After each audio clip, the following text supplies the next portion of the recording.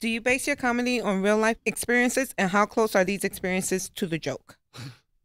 Well, first of all, everything that I've talked about on stage is based on something that really happened.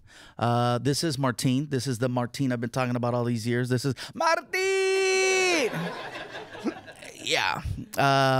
Yeah, it's very, very true. Do I really have a son named Frankie who's, does things he probably shouldn't do that I make fun of? Absolutely. He actually was supposed to be here. He's at the hotel right now, but he's jet lagged. He's really tired. He's like, I'm so tired. I walked around. New York is so exhausting. I'm like, did you sleep? He goes, yeah, but it's so big. Nice. I'm like, oh my God. So yeah, the stories are true. I'm trying to think of some of the stories that I've told. There really was a comedian, a friend of mine named Felipe, who, would get me into trouble, which is the reason why he's not here now. But he's a funny guy. I'm not going to hate on his comedy. If you get a chance to see comedian Felipe Esparza, hysterical, go see his show. If he wants to party with you, just say no. Just say no. And we do get into a lot of adventures, and a lot of things happen, and sometimes they make their way to the stage, and sometimes they don't. Sometimes they're just personal stories. Like, I get scared sometimes to tell some of these things because I'm like, I wonder how the people are gonna react to it. How they're gonna look at me if I talk about this. Like there was one time, yeah, right. It was one time in Orlando, and I'll just cut to the chase. I got drunk on stage, and by the end of the night, I wound up ass naked in front of an entire room. And how does that happen? Watch the next special. And that was about 80 pounds ago. And he threw his boxers, and they fell on my head like a parachute. All right, like they were like boom. I was just covered in boxers. So we are very close. Yeah. Well, in a nutshell, what happened was that I go up on stage, and Martin was hosting that night. And Martin and I, we've been touring for forever, like what, 12, 13 years at least? Easy. This guy knows me better than any family member has ever wanted to know. So he introduces me, and then he gives me a hug when I get to get to him, and he hands me the microphone. He says, bro, order a shot of tequila. I'll explain later. I'm like, okay, cool. I start doing my thing. Next thing I know, I forget. And then he's on the side of the stage, and I remember, oh, should order that shot. So he winds up bringing the shot of tequila over.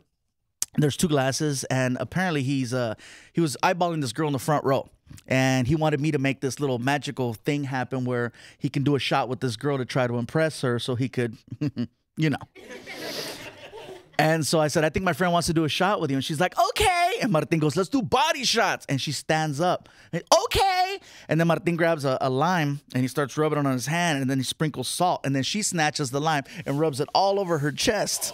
Yeah, because she's a whore.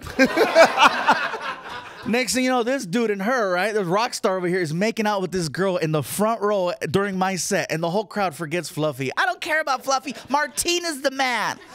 And so he's making out with his hot chick, and they wind up taking off together, and I'm like, what the hell? I didn't get a shot.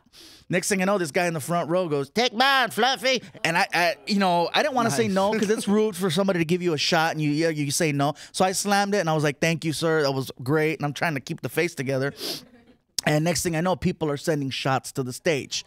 And I got ambushed, and I wound up popping probably about 16, 17 shots of... On a Thursday. On a Thursday of Jaeger. So then from the back of the room, I hear, take it off! And I'm gone at this point. I'm like, you take it off! And then the girl's boyfriend stands up and says, hey, she'll take off whatever you take off. And next thing you know, we had a party. And so now we're having this contest on a Thursday night in front of a packed house, and I'm taking off a shoe, and she's taking off a sandal. I'm taking off the other shoe, and she's taking off the other sandal, and we're going back and forth, and I get down to my boxers, and that's it. And she's in her bra and in her panties, and it's her turn. And all the guys in the front row are just like, you're a god, you're a god. And I'm wasted. I'm like, it's your turn. And the guys are like, this is crazy. We're going to see it. I'm like, yeah, you're going to see it. I don't know what you're going to see. It's either going to be moo moo or meow meow. The girl freaks out, runs off the stage. And that's when Martin finally comes out, and he takes the microphone away from me, and his whole forehead is covered with salt. Because he's a whore. And he tells me to get my ass backstage, and I walk away, and he goes, Gabriel Iglesias almost got naked. And I heard almost. And the crowd's going crazy. They're Yeah. like on their feet, they're loaded, they're screaming, they're hollering, and the stage had like these stairs to get up. So he's like up on the stairs. Yeah, it's at the Improv in Orlando, and there's a staircase leading up. And from the top of the stairs, I took off my underwear and I threw it at Martin. And half the crowd saw my side naked profile, and the other half saw, Pikachu. And so, I mean, stuff like that. You see, some of you are laughing, and some of you out there are like, oh, wow, I'm glad I'm on the outside of the glass.